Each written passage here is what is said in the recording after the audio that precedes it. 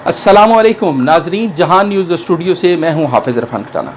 नाजरीन, सऊदी अरब से खबर शामिल करते हैं कि सऊदी अरेबिया में कोरोना वायरस के मरीजों की मजमूई तादाद 62,545 हो चुकी है। 33,478 अफराद इस वबा से छुटकारा हासिल कर चुके हैं। 339 अफराद इस वबा से अपनी जान की बाजी हार चुके हैं। गुज़िश्ता 24 घंटों में जो नए केसेज रिपोर्ट हुए उनकी तादाद 2,691 रही है।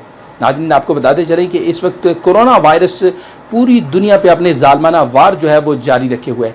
आपको एक अहम और बड़ी खबर आपको बताते चलें कि गुज़िश्ता रोज़ एक पाकिस्तानी शहरी शहर सियालकोट के नवाही गांव बेहिलो महार से, जिसका ताल्लुक़ था साकिब शहजाद महार, जो कि सऊदी अरेबिया के शहर रियाद में बरसरे रोज़गार था और यहाँ पे अपने रोज़गार के सिलसिला में काम कर रहा था।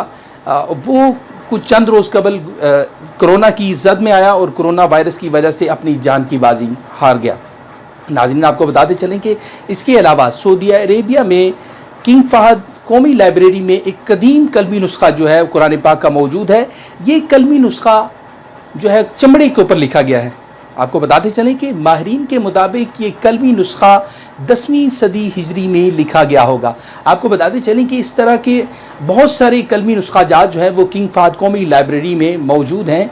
इसके अलावा किंग फहद कौमी लाइब्रेरी के सेक्रेटरी जनरल मोहम्मद बिन अब्दुल अजीज़ अल राशिद का कहना है कि हम ऐसे नुस्खाजात को इकट्ठा कर रहे हैं और इस पर काम जारी है। अफराद और इदारों के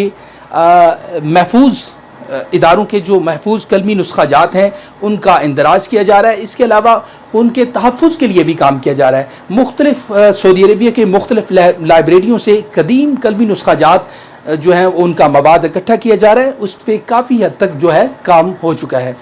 नाजरीन, अब तक के लिए इजाज़त दीजिए। मज़ीद ख़बरों से अपडेट रहने के लिए देखते रहिए जहान न्यूज़। अल्लाह हाफ़िज़।